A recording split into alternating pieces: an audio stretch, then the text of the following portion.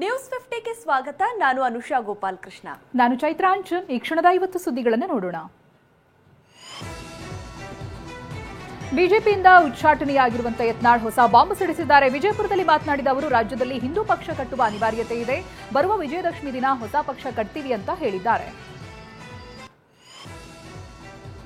ಯಡಿಯೂರಪ್ಪ ಅವರ ಮಗ ವಿಜೇಂದ್ರ ಅವರಿಬ್ಬರ ಸ್ವಾರ್ಥಕ್ಕಾಗಿ ಹಿಂದುತ್ವದ ವ್ಯಕ್ತಿಗಳನ್ನ ತುಳಿತಾ ಬಂದಿದ್ದಾರೆ. ಈಗ ನನ್ನನ್ನ ತುಳಿದಿದ್ದಾರೆ ಅಂತ ವಾಗ್ದಾಳಿ ನಡೆಸಿದ್ದಾರೆ.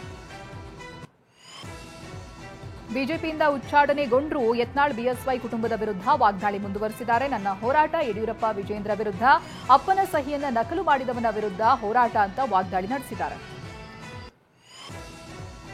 ನಾನು ರನ್ಔಟ್ ಆಗಿಲ್ಲ, ಬೋಲ್ಡ್ ಆಗಿಲ್ಲ, ಸಿಕ್ಸರ್ ಹೊಡಿತೀನಿ ಅಂತ ಯತ್ನಾಳ್ ಹೇಳಿದ್ದಾರೆ. ಬಿಜಾಪುರದಲ್ಲಿ ಮಾತನಾಡಿದ ಅವರು, no single, no two, no four, only sixer ಅಂತ ಹೇಳಿದ್ದಾರೆ.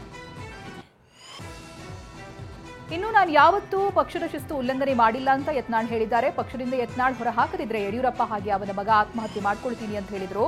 ಅದಕ್ಕಾಗಿ ಬಿಜೆಪಿಯಿಂದ ನನ್ನನ್ನು ಉಚ್ಚಾಟನೆ ಮಾಡಲಾಗಿದೆ ಅಂತ ಹೇಳಿದ್ದಾರೆ. ಬಿಜೆಪಿಯಿಂದ ಉಚ್ಚಾಟನೆಗೂ ಮುನ್ನ ಶಾಸಕ ಯತ್ನಾಳ್ ಅಮಿತ್ ಶಾರನ್ನ ಭೇಟಿಯಾಗಿದ್ರು. ಉಚ್ಚಾಟನೆಗೂ 2 ದಿನ ಮೊದಲು ಸಂಸತ್ ಭವನದಲ್ಲಿ ಯತ್ನಾಳ್ಗೆ ಅಮಿತ್ ಶಾ ಎದುರಾಗಿದ್ರು. ಈ ವೇಳೆ ಕೆಸೆ ಹೋ ಯತ್ನಾಳ್ ಜಿ ಅಂತ ಅಮಿತ್ ಶಾ ಕುಶಲೋಪರಿ ವಿಚಾರಿಸಿದ್ರಂತೆ. ಅಲ್ಲದೆ ಮರುದಿನ ಬಿಜೆಪಿ ರಾಜ್ಯ ಉಸ್ತುವಾರಿ ರಾಧಾ ಮೋಹನ್ ದಾಸ್ ಅಗರ್ವಾಲ್ ಭೇಟಿ ಕೂಡ ಆಗಿದ್ರು. ಈ ವೇಳೆ ಬಹಿರಂಗ ಮಾತು ಸ್ವಲ್ಪ ಕಡಿಮೆ ಮಾಡಿ ಅಂತ ಸಲಹೆ ಕೊಟ್ಟಿದ್ರಂತೆ. ಬಿಜೆಪಿಯಿಂದ ಯತ್ನಾಳ್ ಉಚ್ಚಾಟನೆ ಮಾಡೋದು ಬೇಡ ಅಂತ ಕೇಂದ್ರ ಸಚಿವರೊಬ್ಬರು ಹೇಳಿದ್ರಂತೆ. ಯತ್ನಾಳ್ ಪರ ಬ್ಯಾಟ್ ಬೀಸಿದ್ದ ಕೇಂದ್ರ ಸಚಿವರು ಅವರನ್ನ ಉಚ್ಚಾಟಿಸಿದ್ರೆ ಪಕ್ಷಕ್ಕೆ ನಷ್ಟದ ಬಗ್ಗೆ ಎಚ್ಚರಿಕೆ ನೀಡಿದ್ದಾರೆ. ಯತ್ನಾಳ್ ಪ್ರಬಲ ಸಮುದಾಯದ ನಾಯಕರಾಗಿದ್ದಾರೆ. ಹೀಗಿರುವಾಗ ಸುಮ್ಮನೆ ಕ್ರಮ ಕೈಗೊಳ್ಳಬೇಡಿ ಅಂತ ರಾಧಾ ಮೋಹನ್ ದಾಸ್ ಅಗರ್ವಾಲ್ಗೆ ಎಚ್ಚರಿಕೆ ನೀಡಿದ್ದರಂತೆ. ರಾಜ್ಯ ಕಾಂಗ್ರೆಸ್ನಲ್ಲಿ ಸಂಪುಟ ಪುನರ್ರಚನೆಗೆ ಕಗ್ಗಂಟಾಗಿದೆ. ಹಲವು ಆಕಾಂಕ್ಷಿಗಳು ಸಂಪುಟ ಪುನರ್ರಚನೆ ನಿರೀಕ್ಷೆಯಲ್ಲಿದ್ದು, ಈ ಬಗ್ಗೆ ಸಿಎಂ ಸಿದ್ದರಾಮಯ್ಯ ಹಾಗೂ ಡಿಸಿಎಂ ಡಿಕೆ ಮಧ್ಯೆ ಒಮ್ಮತ ಮೂಡಿಲ್ಲ. ಕನಿಷ್ಠ 4 ಮಂದಿ ಬದಲಾವಣೆ ಆಗಬೇಕೆಂದು ಡಿಕೆ ಲೆಕ್ಕಾಚಾರವಾಗಿದ್ದು, ಹೈಕಮಾಂಡ್ ಕೂಡ ಒಲವು ತೋರಿದೆ. ಸಿದ್ದರಾಮಯ್ಯ ಬೇರೆದೇ ಲೆಕ್ಕಾಚಾರ ಹಿನ್ನೆಲೆ ಸದ್ಯಕ್ಕೆ ಬ್ರೇಕ್ ಬಿದ್ದಿದೆ. ಹನಿ ಟ್ರ್ಯಾಪ್ ಹಿಂದೆ ಮಹಾನಾಯಕ ಇದ್ದಾನೆ ಅಂತ ಶಾಸಕ ಬಸನಗೌಡ ಯತ್ನಾಳ್ ಹೇಳಿದ್ದಾರೆ. ವಿಜಯಪುರದಲ್ಲಿ ಮಾತನಾಡಿದ ಅವರು, ಸದನದಲ್ಲೇ ಸಚಿವ ರಾಜಣ್ಣ ಈ ಬಗ್ಗೆ ಹೇಳಿದ್ರು. ಸಿಡಿ ಫ್ಯಾಕ್ಟರಿ ಅವರೇ ಮಾಡಿದ್ದು ಅಂದಿದ್ದಾರೆ. 48 ಜನರ ಸಿಡಿ ಇದೆ ಅಂತ ರಾಜಣ್ಣ ಹೇಳಿದ್ದಾರೆ. ಎಸ್ಟಿ ನಾಯಕರನ್ನ ಬಲಿ ಕೊಡೋ ಕೆಲಸ ಆಗ್ತಿದೆ ಅಂತ ಹೇಳಿದ್ದಾರೆ. ಬೆಂಗಳೂರಲ್ಲಿ ಪತ್ನಿ ಕೊಂದು ಸೂಟ್ಕೇಸ್ಗೆ ತುಂಬಿದ್ದ ಪಾಪಿ ಪತಿ ರಾಕೇಶ್ ಜೈಲು ಪಾಲಾಗಿದ್ದಾನೆ. ಪುಣೆಯಲ್ಲಿದ್ದ ಆರೋಪಿ ರಾಕೇಶ್ನನ್ನ ಪೊಲೀಸರು ಬೆಂಗಳೂರಿಗೆ ಕರೆತಂದಿದ್ರು.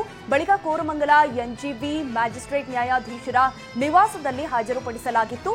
ನ್ಯಾಯಾಧೀಶರು ರಾಕೇಶ್ನನ್ನ 14 ದಿನ ನ್ಯಾಯಾಂಗ ಬಂಧನಕ್ಕೆ ಒಪ್ಪಿಸಿ ಆದೇಶ ನೀಡಿದ್ದಾರೆ. ಜಗಳ ಬಿಡಿಸೋದಕ್ಕೆ ಬಂದ ಪೊಲೀಸರ ಮೇಲೆನೆ ಪುಂಡರು ಹಲ್ಲೆಗೈದಿರುವಂತಹ ಘಟನೆ ಬೆಂಗಳೂರಿನ ಬಸವೇಶ್ವರ ನಗರ ಠಾಣಾ ವ್ಯಾಪ್ತಿಯಲ್ಲಿ ನಡೆದಿದೆ. ಶಕ್ತಿ ಗಣಪತಿ ನಗರದಲ್ಲಿ 8 ಜನರ ಗ್ಯಾಂಗ್ನಿಂದ ಗಲಾಟೆ ನಡೀತಾ ಇತ್ತು. ಮಾಹಿತಿ ತಿಳಿದಂತ ಹೆಡ್ ಕಾನ್ಸ್ಟೇಬಲ್ ಅಕ್ರಮ್ ಅನ್ನೋರು, ಕಾನ್ಸ್ಟೇಬಲ್ ನಾಗರಾಜ್, ಸುನೀಲ್ ಕುಮಾರ್ ಎಲ್ಲರೂ ಕೂಡ ಸ್ಥಳಕ್ಕೆ ಆಗಮಿಸುತ್ತಾರೆ. ಈ ವೇಳೆ ಮಹೇಶ್ ಹಾಗೆ ಕರ್ಣ ಎಂಬುವರು ಅವಾಚ್ಯ ಶಬ್ದದಿಂದ ನಿಂದಿಸಿದ್ದು ಸದ್ಯ ಜೈಲು ಪಾಲಾಗಿದ್ದಾರೆ. ಸಂಪಿಗೆಹಳ್ಳಿ ಠಾಣಾ ವ್ಯಾಪ್ತಿಯಲ್ಲಿ ಸ್ಫೋಟಕ ಪತ್ತೆ ಕೇಸ್ಗೆ ಸಂಬಂಧಪಟ್ಟ ಹಾಗೆ ಆರೋಪಿ ಅಬ್ದುಲ್ ರೆಹಮಾನ್ ಸ್ಫೋಟಕ ವಿಚಾರವನ್ನ ಬಾಯ್ಬಿಟ್ಟಿದ್ದಾನೆ. ಅನಾಮಿಕ ವ್ಯಕ್ತಿ ನನಗೆ ಪ್ಯಾಲೇಸ್ ಗ್ರೌಂಡ್ನಲ್ಲಿ ಸ್ಫೋಟಕವನ್ನ ಕೊಟ್ಟ, ಸಿಗರೆಟ್ ಶಾಪ್ ಬಳಿ ಸ್ಫೋಟಕ ಇಡೋದಕ್ಕೆ ಹೇಳಿದ್ದ ಅಂತ ತಪ್ಪೊಪ್ಪಿಕೊಂಡಿದ್ದಾನೆ. ಒಂದೊಂದು ಬಾರಿ ಒಂದೊಂದು ಹೆಸರು ಹೇಳಿರುವಂತಹ ಅಬ್ದುಲ್ ಒಟ್ಟು 3 ಹೆಸರುಗಳನ್ನ ಬಾಯ್ಬಿಟ್ಟಿದ್ದಾನೆ. ರಾಜ್ಯದಲ್ಲಿ ಭ್ರಷ್ಟಾಚಾರ ಮಿತಿ ಮೀರಿದೆ ಅಂತ ಕೇಂದ್ರ ಸಚಿವೆ ಶೋಭಾ ಕರಂದ್ಲಾಜೆ ಹೇಳಿದ್ದಾರೆ. ಹಾಲು ವಿದ್ಯುತ್ ದರ ನೋಂದಣಿ ಶುಲ್ಕ ಹೆಚ್ಚಳ ಮಾಡಿದ್ದಾರೆ. ರಾಜ್ಯದಲ್ಲಿ ಆರ್ಥಿಕ ಕುಸಿತ ಕಾಣ್ತಾ ಇದೆ. ಲೂಟಿ ಮಾಡುವ ಈ ಸರ್ಕಾರದ ವಿರುದ್ಧ ಹೋರಾಟ ನಿರಂತರ ಅಂತ ಕಿಡಿಕಾರಿದ್ದಾರೆ.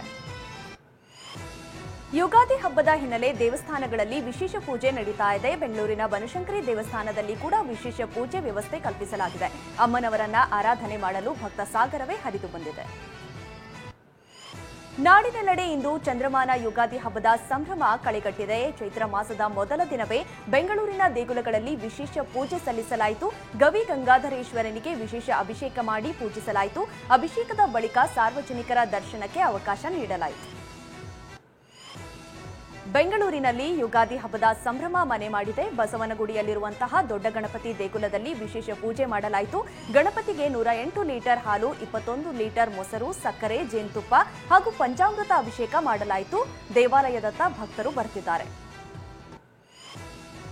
ಬಾಗಲಕೋಟೆಯ ಬಿಳಗಿ ಪಟ್ಟಣದಲ್ಲಿ ಯುಗಾದಿ ಭವಿಷ್ಯ ನುಡಿಯಲಾಗಿದೆ. ವಿಶ್ವದ ಉತ್ತರ ಹಾಗೂ ಮಧ್ಯಭಾಗದಲ್ಲಿ ಭೂಕಂಪವಾಗಲಿದೆ ಅಂತ ಜಕನೇರನ ಕಟ್ಟೆ ಭವಿಷ್ಯ ನುಡಿದಿದೆ. ಮುಂಬರುವ ದಿನಗಳಲ್ಲಿ ರಾಜಕೀಯ ವ್ಯಕ್ತಿಗಳಿಗೆ ಕಂಟಕ ಕಾದಿದೆ ಅಂತ ಭವಿಷ್ಯ ನುಡಿಯಲಾಗಿದೆ. ವಿಜಯಪುರದ ಸಿದ್ದೇಶ್ವರ ದೇಗುಲ ಬಳಿಯ ನೂತನ ಶಿವಾನುಭವ ಮಂಟಪ ದಾಸೋಹ ನಿಲಯ ಉದ್ಘಾಟನೆಯಾಗಿದೆ.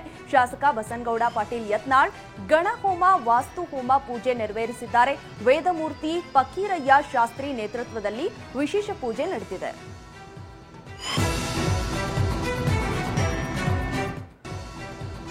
ಚಾಮರಾಜನಗರ ಜಿಲ್ಲೆಯ ಹನೂರು ತಾಲೂಕಿನ ಮಲೆಮಹದೇಶ್ವರ ಬೆಟ್ಟದಲ್ಲಿ ಯುಗಾದಿ ಹಬ್ಬದ ಸಂಭ್ರಮ ಕಳೆಗಟ್ಟಿವೆ. ವಿಜೃಂಭಣೆಯಿಂದ ಮಹದೇಶ್ವರನ ಯುಗಾದಿ ರಥೋತ್ಸವ ನಡೆಯಿತು. ರಥಕ್ಕೆ ಹೂ, ಹಣ್ಣು, ದವಸ ಧಾನ್ಯ ಎಸೆದು ವಿಶೇಷ ಪೂಜೆ ಸಲ್ಲಿಸಿದರು. ಈ ವೇಳೆ ಭಕ್ತರು ಉಗೆ ಉಗೆ ಮಾದಪ್ಪ ಅಂತ ಜಯಘೋಷ ಮೊಳಗಿಸಿದರು. ಮಹಾರಾಷ್ಟ್ರದ ನಾಗ್ಪುರ್ನಲ್ಲಿರುವ ಆರ್ಎಸ್ಎಸ್ ಕೇಂದ್ರ ಕಚೇರಿಗೆ ಪ್ರಧಾನಿ ಮೋದಿ ಭೇಟಿ ನೀಡಿದ್ದಾರೆ. ಸ್ಮೃತಿ ಮಂದಿರದಲ್ಲಿ ಪ್ರಧಾನಿ ನರೇಂದ್ರ ಮೋದಿ ಪ್ರಾರ್ಥನೆ ಸಲ್ಲಿಸಿದ್ದಾರೆ. ನರೇಂದ್ರ ಮೋದಿ ಆರ್ಎಸ್ಎಸ್ ಕಚೇರಿಗೆ ಭೇಟಿ ನೀಡಿದ ಮೊದಲ ಪ್ರಧಾನಿಯಾಗಿದ್ದಾರೆ. ಮಹಾರಾಷ್ಟ್ರದ ನಾಗ್ಪುರದಲ್ಲಿರುವ ಅಂಬೇಡ್ಕರ್ ಭೌತ ದೀಕ್ಷೆಯನ್ನು ಸ್ವೀಕರಿಸಿದ್ದ ಸ್ಥಳಕ್ಕೆ ಪ್ರಧಾನಿ ಮೋದಿ ಭೇಟಿಯನ್ನು ಕೊಟ್ಟಿದ್ದಾರೆ. ಶಾಂತಿದೂತ ಬುದ್ಧನಿಗೆ ಪ್ರಧಾನಿ ನರೇಂದ್ರ ಮೋದಿ ನಮನ ಸಲ್ಲಿಸಿದರು. ಬಳಿಕ ಮಾಧವ ನೇತ್ರಾಲಯ ಕಣ್ಣಿನ ಸಂಸ್ಥೆ ಮತ್ತು ಸಂಶೋಧನಾ ಕೇಂದ್ರಕ್ಕೆ ಶಂಕುಸ್ಥಾಪನೆ ನೆರವೇರಿಸಿದರು. ಮಹಾರಾಷ್ಟ್ರದ ಪುಣೆಯಲ್ಲಿ ಹಿಂದೂ ಹೊಸ ವರ್ಷ ಯುಗಾದಿಯನ್ನು ವಿಶೇಷವಾಗಿ ಸ್ವಾಗತಿಸಲಾಯಿತು. ನಾಗ್ಪುರದಲ್ಲಿ ನಡೆದ ಗುಡಿ ಪಡ್ವಾ ಕಾರ್ಯಕ್ರಮದಲ್ಲಿ ನೂರಾರು ಜನ ಭಾಗಿಯಾಗಿದ್ದರು.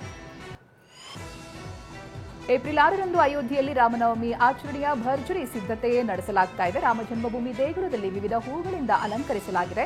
ಇವತ್ತಿನಿಂದ ಚೈತ್ರ ಮಾಸದ 9ನೇ ಹಾಗೆ ಕೊನೆಯ ದಿನ ರಾಮನವಮಿ ಆಚರಿಸಲಾಗುತ್ತೆ. ಐಪಿಎಲ್ 2025ನೇ ಆವೃತ್ತಿಯ 11ನೇ ಪಂದ್ಯ ರಾಜಸ್ಥಾನ ರಾಯಲ್ಸ್ ಮತ್ತು ಚೆನ್ನೈ ಸೂಪರ್ ಕಿಂಗ್ಸ್ ನಡುವೆ ನಡೆಯಲಿದೆ. ಅಸ್ಸಾಂನ ಗುವಾಹಟಿ ಸ್ಟೇಡಿಯಂನಲ್ಲಿ ಸಂಜೆ 7:30ಕ್ಕೆ ಮುಖಾಮುಖಿ ಆಗಲಿವೆ. ಚೆಪಾಕ್ನಲ್ಲಿ ಚೆನ್ನೈ ವಿರುದ್ಧ ಭರ್ಜರಿ ಜಯ ಸಾಧಿಸಿದ ಬೆನ್ನಲ್ಲೇ ಆರ್ಸಿಬಿ ಆಟಗಾರರು ಹ್ಯಾಟ್ರಿಕ್ ಜಯ ಸಾಧಿಸಲು ಬೆಂಗಳೂರಿಗೆ ಬಂದಿಳಿದಿದ್ದಾರೆ. ಕೆಂಪೇಗೌಡ ಏರ್ಪೋರ್ಟ್ನಿಂದ ಆರ್ಸಿಬಿ ಬಸ್ ಹತ್ತಿದ ಆಟಗಾರರು ಅಭಿಮಾನಿಗಳ ಕಡೆ ಕೈಬೀಸಿ ಚಿಯರ್ಸ್ ಅಂದಿದ್ದಾರೆ. ಬಾಲಿವುಡ್ ನಟ ಸಲ್ಮಾನ್ ಖಾನ್, ರಶ್ಮಿಕಾ ಮಂದಣ್ಣ ಅಭಿನಯದ ಸಿಕಂದರ್ ಸಿನಿಮಾ ಇಂದು ರಿಲೀಸ್ ಆಗಿದೆ. ಮುಂಬೈನಲ್ಲಿರುವಂತಹ ಗೈಟಿ ಗ್ಯಾಲಕ್ಸಿ ಚಿತ್ರಮಂದಿರದ ಬಳಿ ಅಭಿಮಾನಿಗಳು ಸಂಭ್ರಮಿಸಿದ್ರು. ಕೇಕ್ ಕತ್ತರಿಸುವ ಮೂಲಕ ಸಿಕಂದರ್ಗೆ ಶುಭ ಕೋರಿದ್ರು.